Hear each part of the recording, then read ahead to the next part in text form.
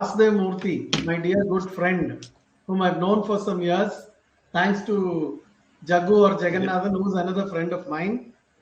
And what do I say? See, Vasudev Murthy is a simple person. I dare not call him a simpleton because that will be derogatory. I'm fine with it. I like being a simpleton. Often people use the word simpleton thinking that that person is simple.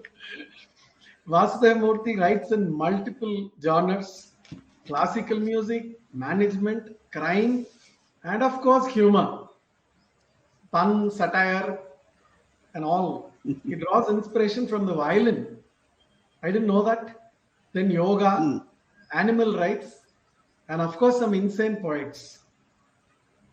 Interestingly, this is the only author amongst the 30 people whom I have interacted with live or otherwise, whose work has been translated from the Atlantic Ocean to the Pacific Ocean. Because Portugal is on the Atlantic Ocean and Japan is on the Pacific Ocean. And in between the Indian Ocean, Hindi and Kannada. So he's a Trisamudradipati, the Lord of three oceans. Because it's, and he lives in Bangalore, of course. The Ramgarh Literary Festival. Nowadays, it's the great thing to be attending a literary festival. There are people say, "Oh, I went to the Lit Fest. I came back. I brushed my shoulders with so and so. I had a glass of wine with so and so. I danced with this person. I was found in the same lift with that writer." And then I shared the same, stage. I autographed a dozen books, and people were gaga over me, and celebrities are born overnight. So somebody is invited for a literary festival. Great. That guy is, or that lady has become a celebrity. They've arrived.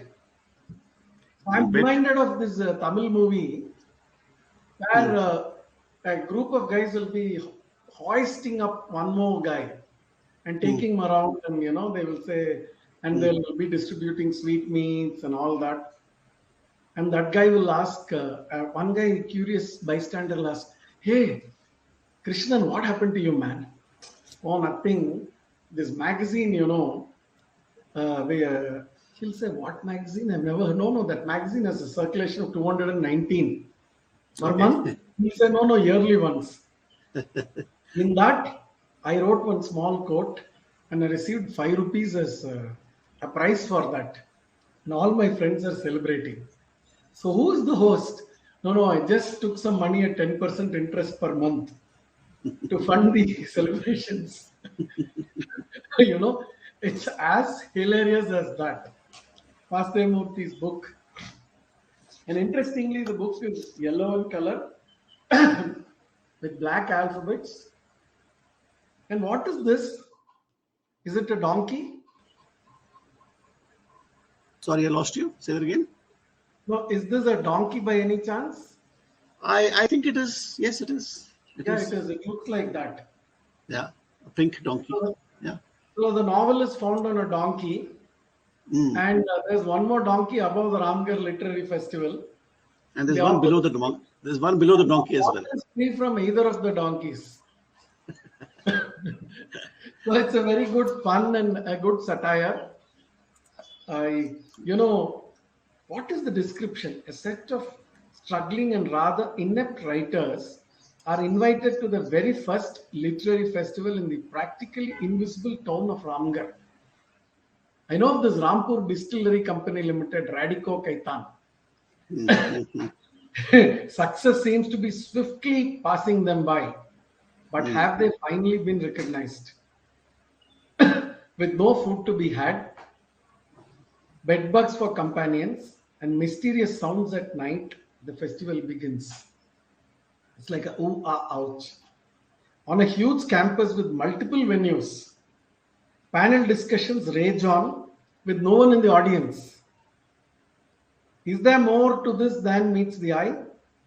Could this be a gigantic plot to exploit struggling authors and make money at their expense? Drawing attention to the sinister cartel of publishers? Wow. I don't know how you're surviving now. Really, I don't know. Having said You that ask and me that. written it, it's amazing that you're getting one more book now. You bet. And they're letting you go to England and come back also now. I know. I know. I know. Yeah. Are literary festivals actually fronts for organized crime? Wow. Yeah. Yeah. Taking advantage of writers with an inferiority complex and of innocent readers who feel their need to rub shoulders with the greats. Well, it's a hilarious commentary, I must say. So you read the book, obviously. I've read the book. As you know, as early as when it was published only, Jagan told me Is and I it? got it. Yeah. Okay. And I read this book. And in between, like the Lit Fest, this book also went missing. Oh. And then I was frantically searching. I wanted to get this back. Of course, I could have got one more, but still I was keen, some kind of nostalgia with this. And it suddenly surfaced Okay. out Good. of nowhere. And that was really magical. Vasudev Murthy asserts the moral right to be identified as the author of this work. Lovely. Now, after reading this book, even the first page is interesting. All rights reserved. No part of this publication may be reproduced, stored in a retrieval system, or transmitted in any form or by any means, You bet. electronic, mechanical, photocopying, recording, or otherwise, without the prior permission of the publishers. Wow. Serious stuff. Serious stuff. Very serious stuff. This book is produced from independently certified FSC paper to ensure responsible forest management. You see? That is fantastic. I appreciate that. Many of the books do not carry this statement. We'll have to understand what it means. This is a work of fiction, and all characters and incidents are described in this book are the product of the author's imagination. Any resemblance to actual persons living or dead is entirely coincidental. Well, I don't know about that, but okay. Yeah, and that is, very interesting. I went to a party some 10, 12 years ago, and it was a raving party. And my friend was newly married, and there was a dance in that party. My friend's wife told my friend, "Hey, look at that elderly couple, man. See, they're holding on to each other so dearly and dancing for the last 10 minutes." My friend, he looked at her and he said, if they dance alone, they'll fall down. They need each other's support physically. So they're holding on to each other. Okay. This lit first business, I came back from that party. And the next day morning, another friend came home. He said, "Hey, Chetty," they call me Chetty in Coimbatore. "Please write it down completely before we forget what happened." So in about 7 or 8 pages, I described the party. Okay. I hope to complete it, make it into a book one day, but I'll definitely have to use this. This is a work of fiction, and all characters and incidents described in this book are the product of the author's fertile imagination. Any resemblance is purely coincidental. It's like he also says to my author and publisher friends, "I hope you forgive me if you recognize yourself in the book." Yep. There's a low element of truth in it. There's no Absolutely. smoke without fire. There's no smoke without fire. Or Absolutely. Yeah, right. And no fragrance without a flower. Yep. And no flair, that is very true. Write this with trembling fingers. That's the beginning. I just wanted to know if you typed it or if you really wrote it, sir. Shall I tell you how this actually happened? Maybe that will be interesting, because that's a good question. This is actually, the more ridiculous and more absurd and crazy it sounds, the more likely it's true. Okay. That truth is stranger than fiction. We've all heard that, right? So it did actually happen that I was indeed invited to a literary fest. And when I went there, this is exactly what happened in the sense that there were 4 or 5 of us who picked up at the airport, and we were escorted in a mysterious van to a remote guest house far away from the city. It was really dark. It was a circular kind of a building. So, some things you can't make up. Something this is true. So then we went up, and all those things I was describing, right? It was dark. There was nobody over there, and there were bed bugs, and it was a very sinister kind of a thing. So, well, I thought I was very tired. And it was just my imagination. But then when the morning came, it was 7 of us who had been invited. We looked at each other for the first time, and we obviously didn't have a very good night because of what I just described. And the breakfast was strange, and the caretaker was very, very mysterious also. So the whole thing started off on a very grim note. So then we all ran out, and they were all, and they're all very distinguished writers now. One of the persons who was with me was actually a publisher, who was actually described in the book, and she. So all the persons there who went on the bullock cart, which you know about, to the festival, they're actually true. They're individuals who exist, and they're good friends of mine. So then various things happened, and so on and so forth. Let me tell you, each of those instances, of course, grossly exaggerated, and all the stuff is true. But at the end of the day, this is pretty much what happened, plus or minus. So to your question, did I write it with trembling hands? To an extent, yes, because of course I'm trembling with laughter also, because we were so hungry. We were so hungry because we had nothing to eat at all. It was just crazy. So this publisher and I said, do you think we should write? Someone should write a book about this. This is just unbelievable what's happening to us. And she said, why don't you do it? And then that's exactly how it happened. So that's how. So she was the one who prompted me and encouraged me to start writing, which I did. And then many things happened after that. I'm sure, I think you must be really feeling young, because the manner in which you've narrated is like an after impression of any intercollegiate event. You go for all these intercollegiate events, you're picked up vaguely by somebody, and they'll say, hey, are you that guy? Yes. And they'll take you in one vague vehicle and drop you off in some corner of the campus. And God knows for what reason, no one will ever come to see you for the next 5-6 hours. Then suddenly some food will come. They will say, this is a specialty, and if you eat it, you won't know whether you can eat it or spit it out. And then you have these bed bugs, you have other problems, and they'll ask you to come to the auditorium. They'll say the first event is at 9 o'clock and you're the hero man. You go there, you'll be looking at a 1,000-seater empty auditorium. Then by 1 o'clock, people will start coming in. And unless you're really young in your mind, you would never produce this book. Well, the thing was, of course, you have to go with a positive, attitude, obviously, right? And I mean, we all went very crazy there. One of the things I haven't written in the book was I created a placard for myself. I created a big placard, and on top of which I hung around my neck. Okay, so the cardboard placard, I hung it on my neck saying, I am not a best-selling author. Wow. I am not a best-selling author. So that's what I did. There are photographs of me doing these mad things. So yeah, it's good to be a little crazy. Why be grim and discuss grim things? Yeah, like the movie which comes in Romedy now often, Meet the Fockers. Yeah. Where the family celebrates mediocrity. And that's so interesting, but you're not a mediocre person. The book tells me I don't know about that. I don't know. I had fun writing it. It was just a blast. Actually, there were lots of cartoons. I'm also a very mediocre cartoonist. So I created many cartoons. I also submitted with the manuscript, but unfortunately, it was so mediocre that the publisher was forced to reject them. But they were actually cartoons as well. But anyway, go ahead. So no.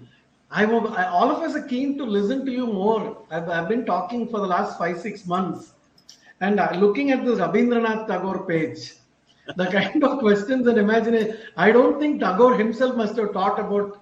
He must have imagined himself to be so multifaceted. I distinctly remember an essay in my school textbook where an author is invited to a literary festival, and he goes and talks. I think it was in class 8 or class 9. And finally, the author comes to a conclusion. He says, I think I've lost some readers today. Oh. Author says, it is better to Hmm. write than to speak as far as I'm concerned. But here we have Vasudev Murthy, who writes well and speaks well also. Well, I don't know about that. So let me tell you about the Rabindranath Tagore thing. I'm sure there are a few Bengalis over here, and I have many Bengali friends. My childhood best friend was Bengali, continues to be. He probably is looking on as we speak. But it's good to make these stereotypes and make fun of each other. I think it's very good. I'm sure you can make fun of me. I can make fun of you. It's a good thing. It's very healthy actually. But Bengalis are extremely sensitive people as far as Tagore is concerned. Very. I mean, they hold on to this guy. You can't sing a single word against him. You'll be in real trouble. People will go on strike So and start very having. cliched and Well, whatever it is, he is more than he that, is the much more than that. yeah. So that was what I was making fun of them over here. It was basically that they go really gaga over Tagore. You cannot hear a word of criticism about the guy.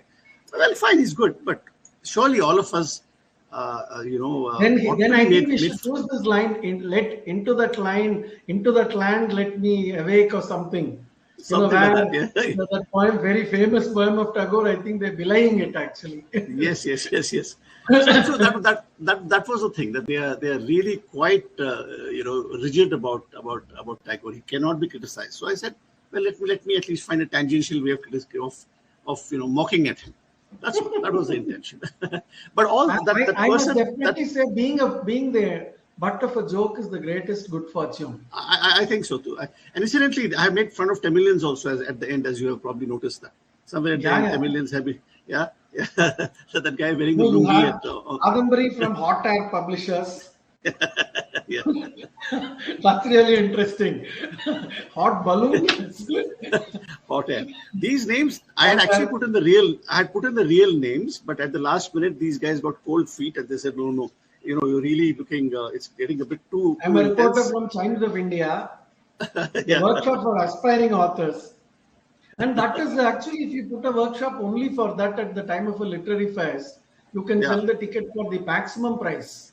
Absolutely right. You're absolutely correct. You're absolutely right. You get one bestseller Uh, author, and hmm. you conduct a workshop on the other side, how to become a bestseller, and how can your book become a top 10 of the New York Yep. bestseller list.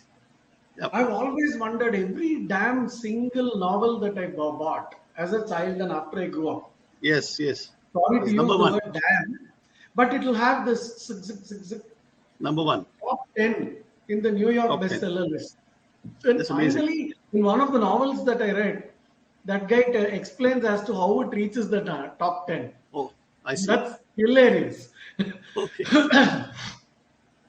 So, this book,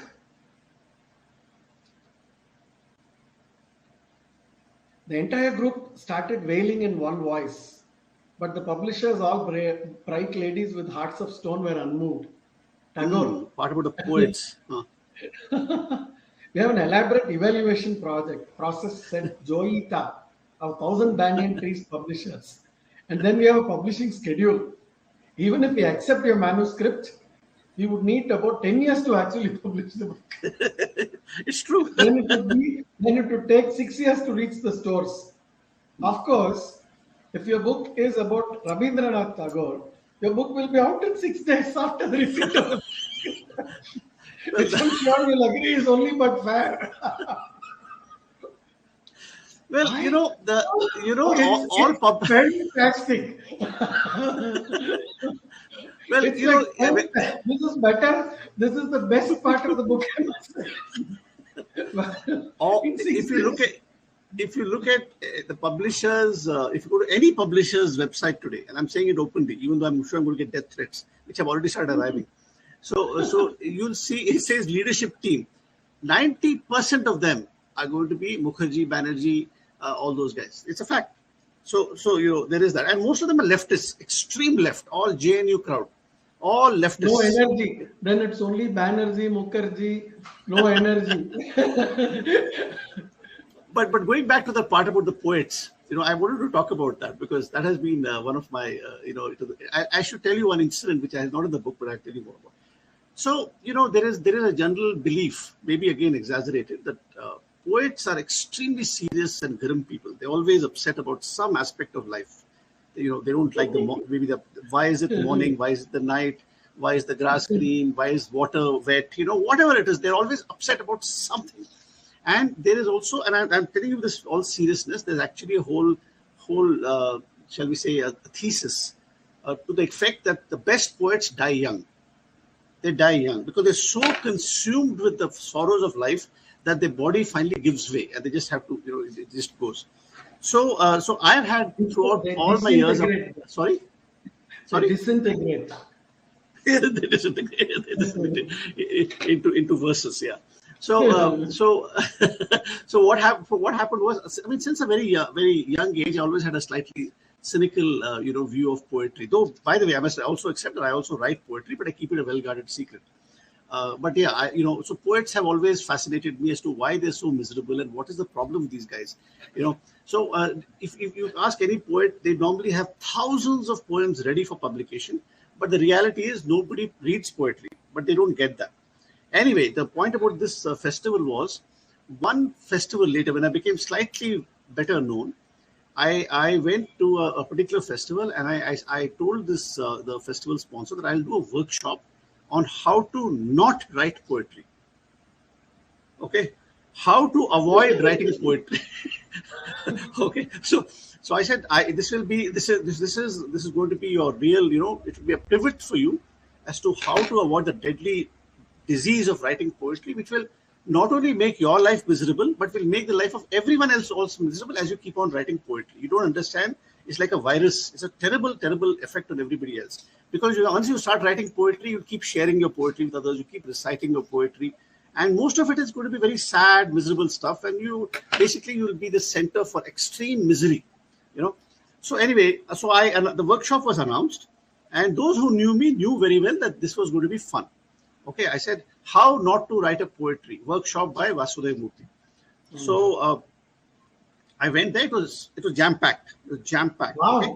I think we should have a session in Coimbatore then with you. Wait. I'll explain to you what happened. This is fun. Of course, people who knew me knew that I was going to, give. So I came up with obviously fake statistics. I said the government of India has released statistics to say that 95% of people who write poetry have got heart disease. I kept on writing like that. I mean, I gave all these graphs and charts. It was all a huge parody of poets. Okay, but two important things. One, I quoted Plato, the philosopher. Do you know that he had actually banned poets from the city? This is true. At least, if you just Google, and he said poets are a deadly, impact on the thinking process of rational, citizens of the city. So this is actually true. You can actually check it out. So this I said to those people, and everyone thought I was joking, but it was not actually a joke. Anyway, so then I gave this whole thing for 1 hour. A lot of people had fun, and I explained why you should not be a poet, and we'll support you. We have a toll-free number to support you in case you feel like writing poetry. We're there to help you out. We are here for you, etc., etc. So it was a hugely exaggerated thing. But anyone with half a brain would have known I was obviously joking. Well, after everything finished, 3 young girls came to me, and I feel very bad about this. I shouldn't really make fun of it. One of them was actually crying, and that I thought was very sad for my. I said, what happened? Sir, you shouldn't talk like this about poetry. Poetry is a song of the soul. Poetry is a wonderful thing, etc., etc. Poetry is wonderful. So, she actually thought I was going to do a workshop on how to write poetry, for which I'm totally unqualified. So anyway, the point is, people take themselves very, very seriously. Poets in particular, very, very seriously. And they are a danger to as Plato said, to citizens at large. I know many poets are listening here. I've already started receiving death threats on my, WhatsApp. But that's what it. That's what it. No, you cannot mess with poets. You cannot mess with poets. They are very serious people. Continue, sir. So I just wanted to share that with you. That explains that. And when you meet the poets, they expect you to buy their book. Yeah. I've had instances where that has happened too. That a very good friend of mine wrote a book and a couple of poems in that, and in that some alphabet was not used, and he asked me to read it. I read a few pages. He came about with a bill book. He said, "You have to buy this book." It was 150 bucks. I did not have that money. So my dear friend, Mr. Ramgarh, he gave me that 150 bucks, and I gave it to that guy. He raised an invoice in my name. He tore it and gave it to me. And I asked him why now. He said, "No, it'll reflect in my returns." I asked him, "Are you serious?" He said, "Yes." So it's like, poetry is very, very interesting, and but also at the same time, here, this the poets think that they're very interesting people, very wise people, and something is not all right with life, and that is why that they're writing poetry. Well, That's anyway, they are sensitive. I suppose they feel they have great insights into the human soul, emotions, thoughts. All that. Maybe they do. Maybe they do. Maybe I'm just a totally insensitive boor. I don't have that ability to get poetry. That's also a possibility. I can't rule that out. No, it's. I think we have to also learn to look at the lighter essence of life, So. and Yeah. satire, and philosophically speaking, we should look at it otherwise also. Like the Sri Lankan minister was at the butt of all the jokes in the country. One day collected all the jokes connected with him and all the cartoons and all the allegations connected with him, made it into a book, and he had Nice. a magnificent function to release it. And the book was a bestseller. It sold thousands of copies and he made money. He said, "Yeah, finally I made money." So that's an interesting. So that's the thing, right? So first of all, you won't find many poets writing funny or humorous poetry. That you won't. That's the first thing. Second, the issue is most people think good writing is very serious, grim writing. But what about humorous writing? Is it that easy to write with lots of doses of humor? What do you feel? What does it take? I can answer that, of course. I have my own answer, but I think it is a lot easier to produce serious stuff than producing something which is humorous. Because most of the times in a day, people are serious and they laugh or smile or feel happy about a joke only for a very short span of time. And though they fully know that it is important to be happy and enjoy the fun and pun and satire of life, and yet people think the serious stuff is what is more important. From the movies and elsewhere, I've only seen the comedians are more popular than the heroes of the stories. Like you found Vasantaka in Malavika Agnimitram. I've forgotten the name of the wife of the king Agnimitra. I only remember Agnimitra, Malvika, and the court jester Vasantaka. Amongst the 9 gems of Sri Krishna Devaraya, I only remember Tenali Ramakrishna. Tenali Rama, right. And in Akbar's court, there were so many luminaries. I only remember Birbal. So wherever we go, finally, it is to have that little cackling with laughter like a child. When your real self is coming out, and that can only come out when there is a bit of satire and humor. For that, So paradoxically, you have to you can analyze humor seriously. Okay, what is humor? Even that is worth talking about, right? What is humor? So let's take a view. Humor is when you're expecting something to happen and something diametrically opposite or something completely unexpected happens, right? So, for example, if I'm walking with you along the side and we're discussing something, and you slip and fall on a banana peel, you get hurt, but I start laughing. Misery. That's a typical kind of a joke, right?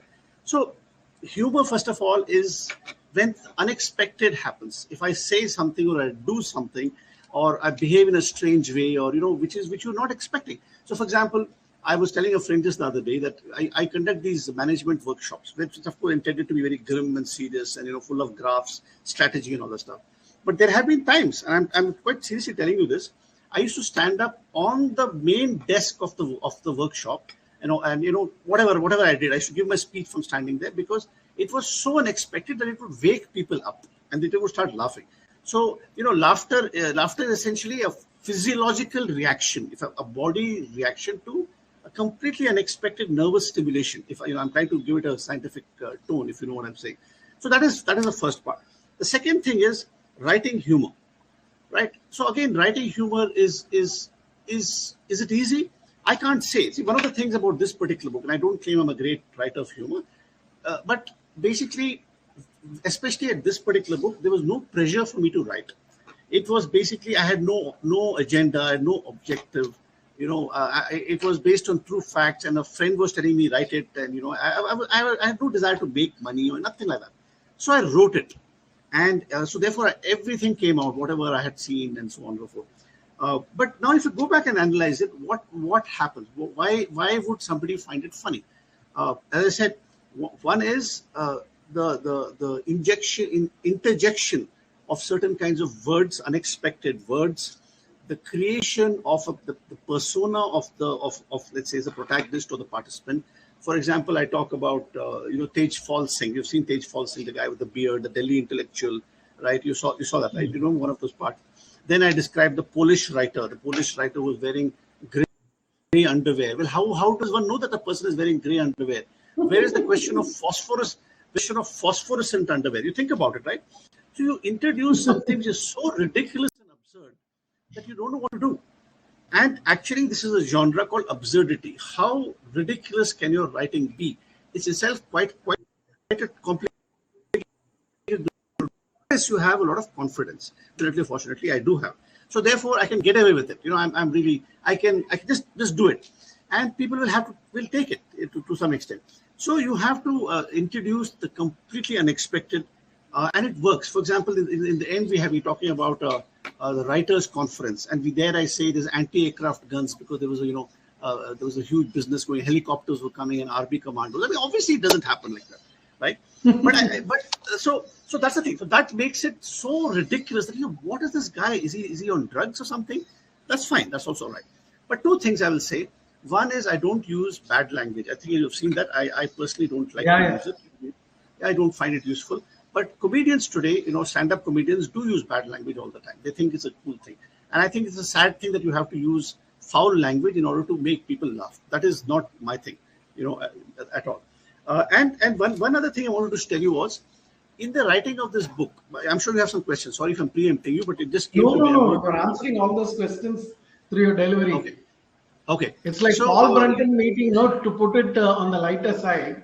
Paul Brunton went to meet Ramana Maharishi, and he was sitting down there, and whatever questions came to his mind, the answers came. I'm in that position today. No offense meant, of course. No. Please offend me. Please go ahead and offend me. We are in that business today. So where was I? Yeah. The thing is, see, writing a funny book, or trying to write a funny book, especially when I had no intent of writing, in the sense that it just came out. Okay, I've written many serious books. In fact, as I was just telling you, my next book is fairly serious. We've already talked about that, right? About yoga and all this. That's a serious book. But it was written in a different mindset, different set of expectations. Here, there was no expectation. It was a book born out of the hysteria of suffering, because we all suffered there. At that particular literary festival, it was very true that there were more people on the stage than there were on the audience. There were 5 or 6 of us on the stage trying to discuss some aspect of literature.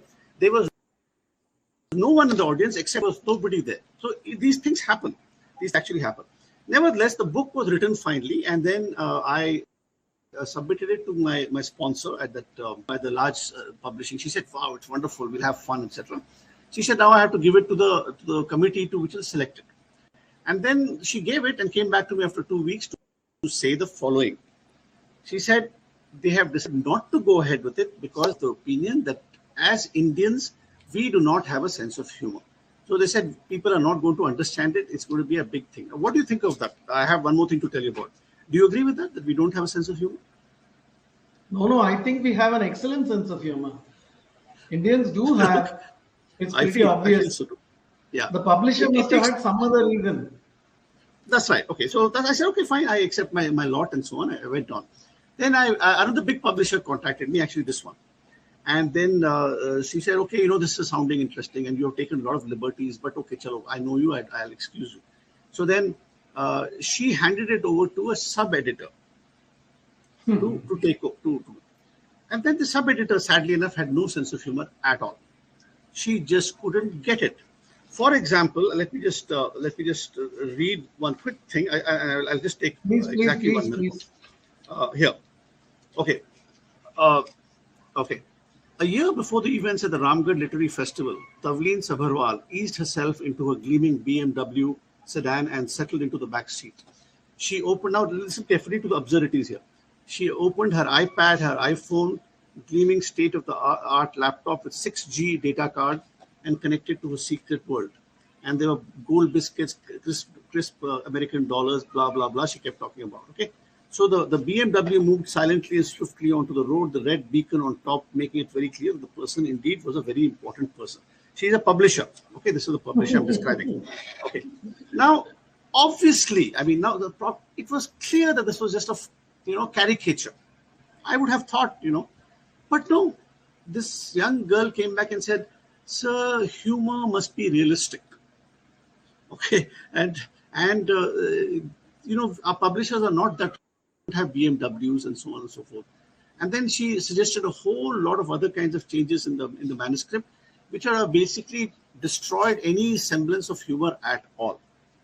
So at that stage, I said, I think this is not going to work. So I withdrew from that situation.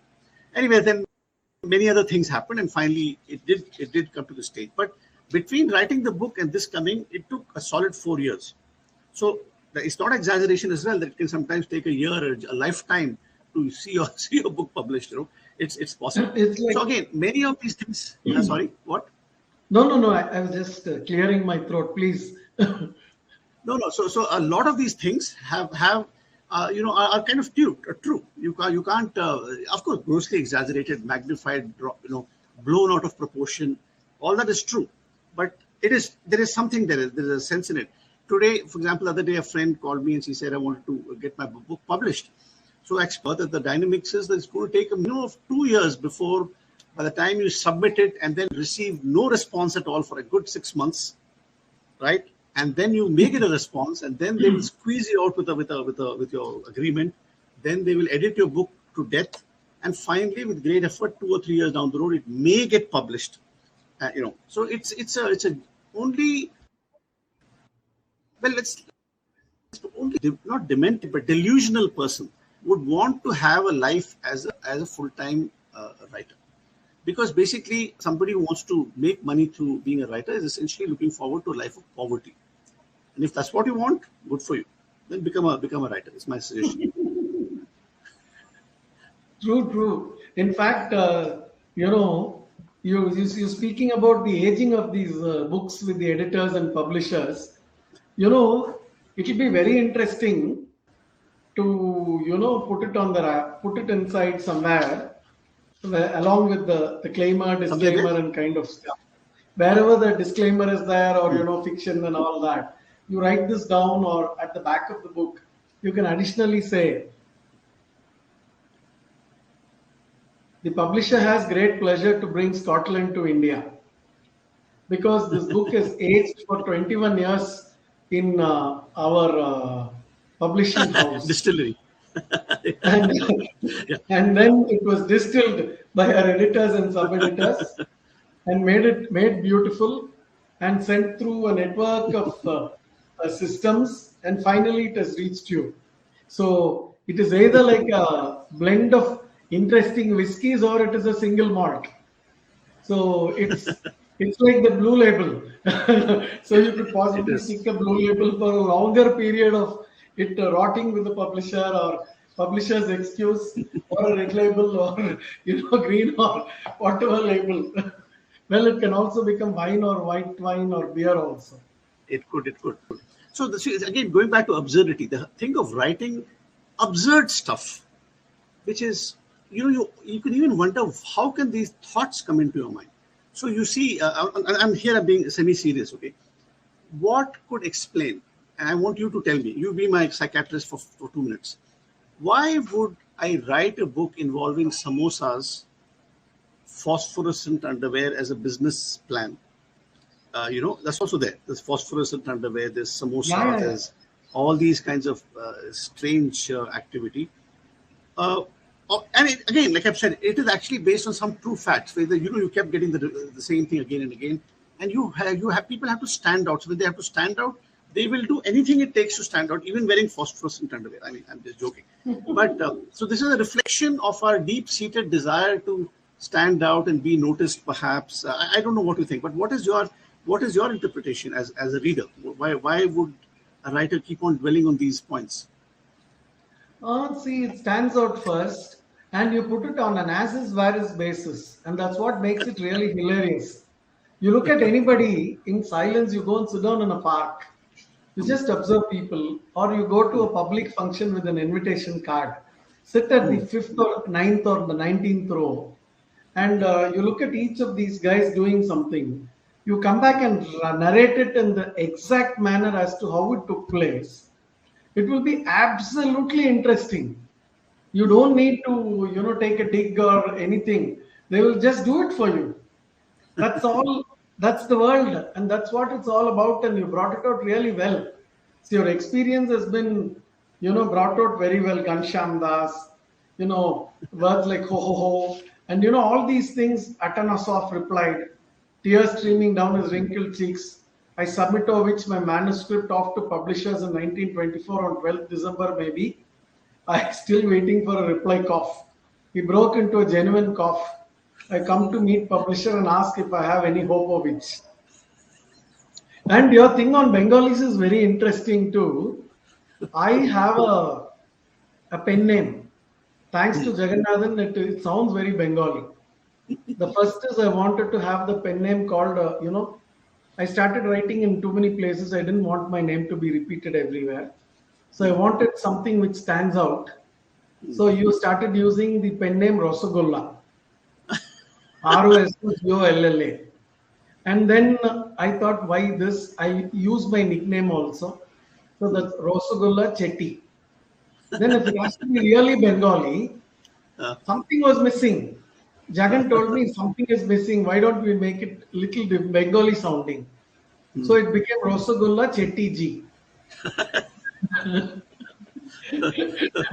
What to do? So the Bengali sweet. There's a fight between Odisha and Bengal with regard to the origin of the sweet. yeah, they get very upset about it. They would come to blows on that issue. In fact, you raised a not, though you didn't mean it that way, but it came out as actually a genuine issue. And there was a time when I was thinking that if I write under the pen name of Vasudev Mukhopadhyay, Okay. publishers would take me more seriously, because Vasudev Murthy sounds. What does it mean? It's not glamorous, okay. But Vasudev Mukhopadhyay, this image of this guy smoking and having chai and writing about poverty. And maybe with a monocle, not even a regular glass. Yeah. And then each of these guys, will say my grandfather was a judge in the Calcutta High Court. Almost all of them say this without fail.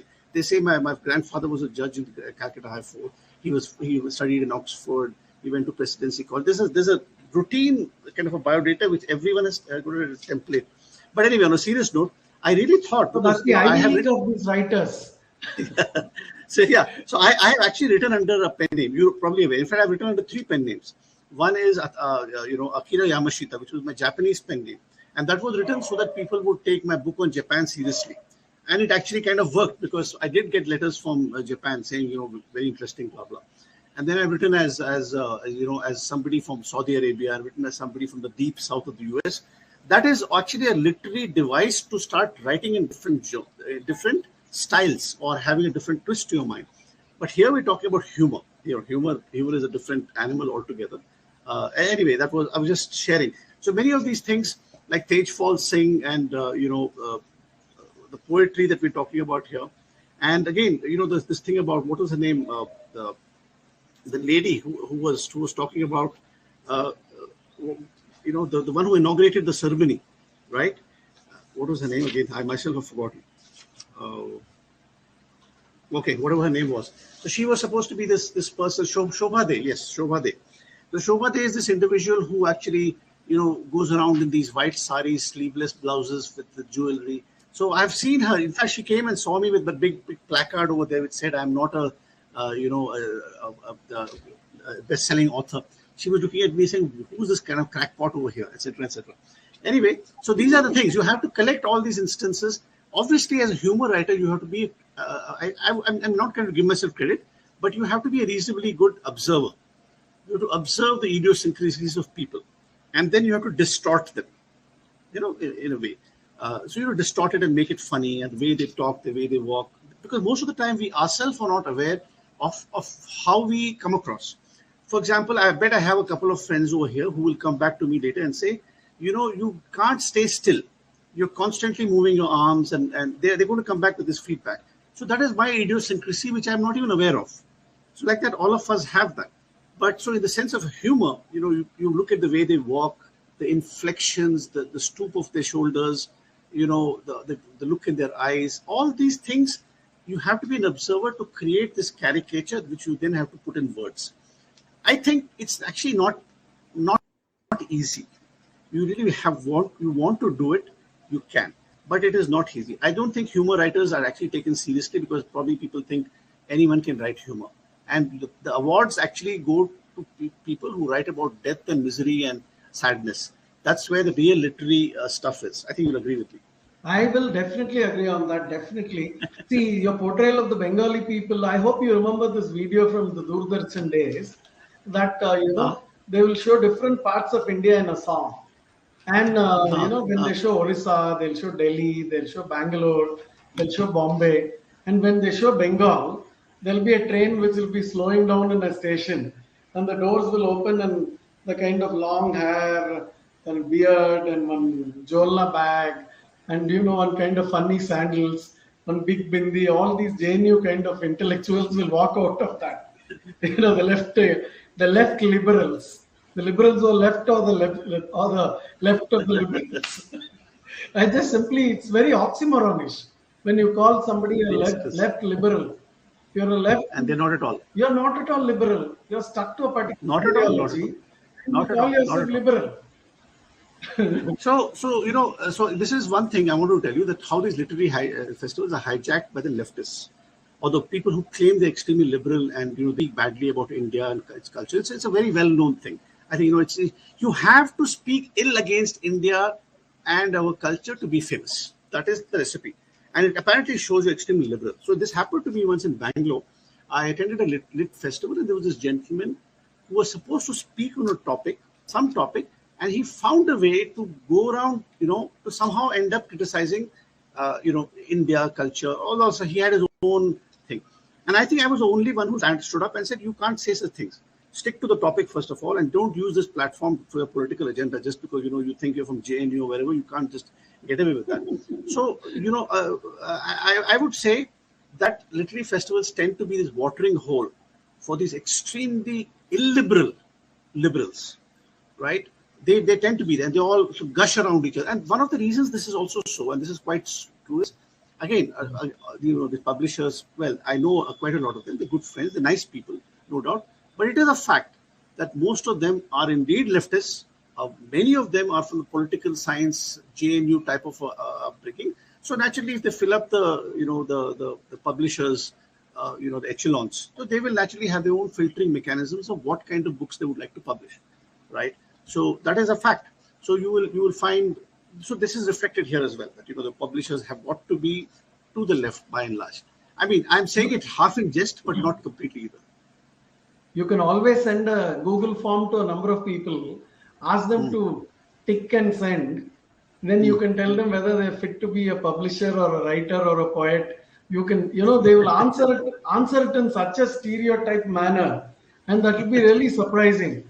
It will be on expected lines, and they'll call themselves as free-thinking people.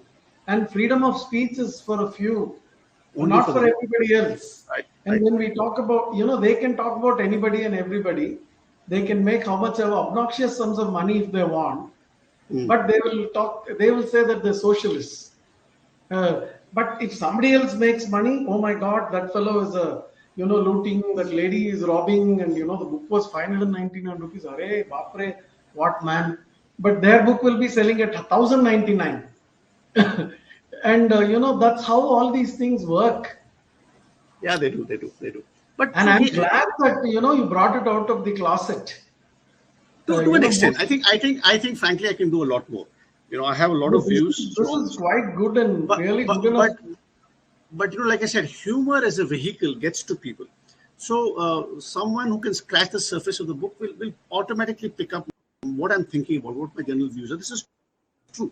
I think every book has a part of the writer's personality embedded in it somewhere, and not only Absolutely. that, in fact, it's there, so it's perfectly okay. And in fact, I call myself by name. I speak in the first person here, right? So it's quite okay. But yeah, I think I have a lot, but I'm a lot to say about the points that you talked about. But specifically, as I said, humor as a vehicle makes it a little palatable and less abrasive to a lot of people, I think, right? Absolutely. So you can laugh at it, and because in this book I made fun of myself a lot. Right, I've called myself a useless violinist, a useless whatever. I called myself the senior most third-rate writer. All those kinds of things I've said. Which is which is good. So I already so have a then comment here. I agree, what is that? Vasudev Mukhopadhyay. Okay. So these things happen. So anyway, that is the humor as a vehicle kind of softens the blow, provided you make fun of yourself first. And in this book, I think I have really given myself a hard time as a failed writer surviving on stale samosas and all the stuff I've talked about. So it's So there. what happens is most of the times when even when we make fun of ourselves at our own expense, there are friends and relatives who say, "Oh no, no, no! You need not denigrate yourself like that. Why did you It's do okay. that?" And they keep saying that, and I keep telling people, "Oh, come on! It's better than somebody else talking like me, talking about me like that. At It, least al- let it me also have it, some it fun." also it also diffuses your opponent. You first make fun of yourself, and then there's a It less ammunition absolutely available for diffuses them. It diffuses them absolutely because it will be very difficult for them to charge with all the barrels exposed and shoot you. Before that, instead of a bullet, you may at the most get a flower falling on you. The criticism will be soft like petals. The thought is not strong. I agree with you. Even if you have to say something, criticize in a constructive manner, I think the best way to do it would be hilarious. The most and because hilarious of thing. yeah, because I've taken the first person, it becomes even more difficult to throw stones at me. But by all means, you can throw stones, no problem. I think That's writers really, really take themselves too seriously. You hear about these writers' camps. You've heard of that, right? You've heard writers yeah, yeah, go yeah, of off into the course. Himalayas. Someone is busy making money with those things, and they come out with these. They haven't shaved for days together. They haven't had a wash, but they've come up with this huge manuscript, which they hope will change the world. I don't know if that's the way things work actually, but maybe it does. Maybe I just don't know. No, no, so no, there's a thing like they cannot be a clean shaven writer, and somebody who looks normally dressed, and a poet even more dysfunctional. And some people come back and say, you know, it's like my editor did a bad job, otherwise the book would have been better. And these are the excuses when there's review on a particular book and someone blasts off. They'll call up the guy and say, "You're absolutely right. I should show you the original manuscript, man. This is not what I wrote. My editor Possible. did this, and now I'm at the end of your gun now." All these things happen. I They personally do. They think do. that we should be really happy if somebody is making fun of us. And first of all, I we think make so. fun of ourselves. And Yes, start there. and if Start we there. don't get it right, I think then something is missing in us. We take And ourselves too that's seriously. why I suppose writing this in first person has been a very good brainwave from your side. And also very nice name, Ramgarh. Where is it? Which Ramgarh? We don't know. From Delhi, Nobody you go knows. like this, go like that. I know where it goes to finally, but anyway, you say it's going like this, and then you put a donkey, one black and white, one black donkey, and one nice violetish pink Pink, pink. donkey. But this was not my design. This was the publisher. But I think it was a good design. It's eye catching. Very eye-catching. See, no one ever gets to see a pink donkey.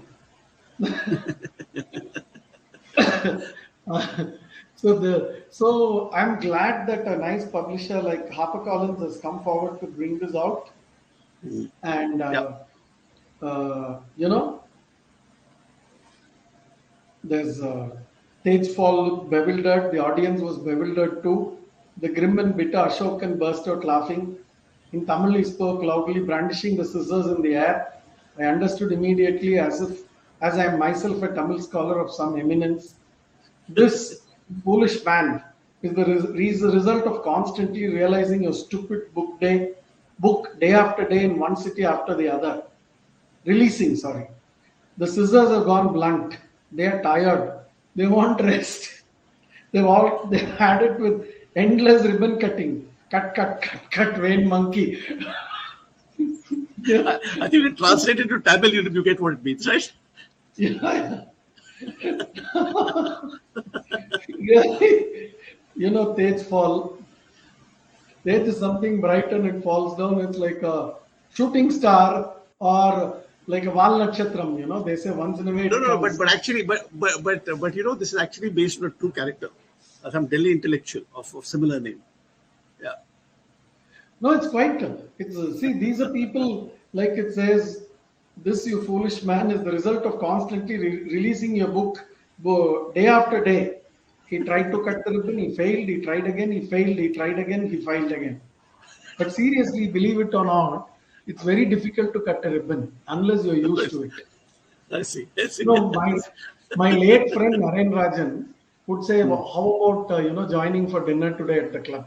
I'll tell him, "No, I have to attend a function." What function? I'll say, "There's something happening, and these are the lots of people are coming. So may I know the list of the suspects, please?" And then I'll give out all the names. Oh, the usual suspects. and and I'll say, how do you know? No, no, I know the society which manages all of them. Who are these people? I asked him. He said, Mutual Admiration Society.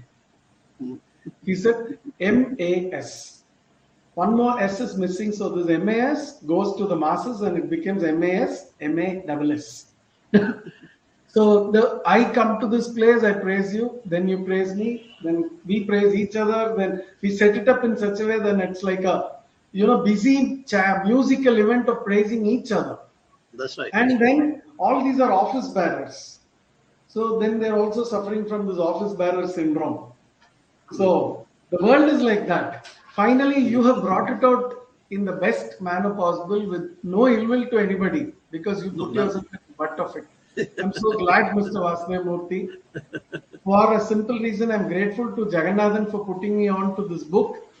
And I'm grateful to myself for reading it in first person. I'm really grateful for having met you, known you, and to enjoy a fine, good evening with you.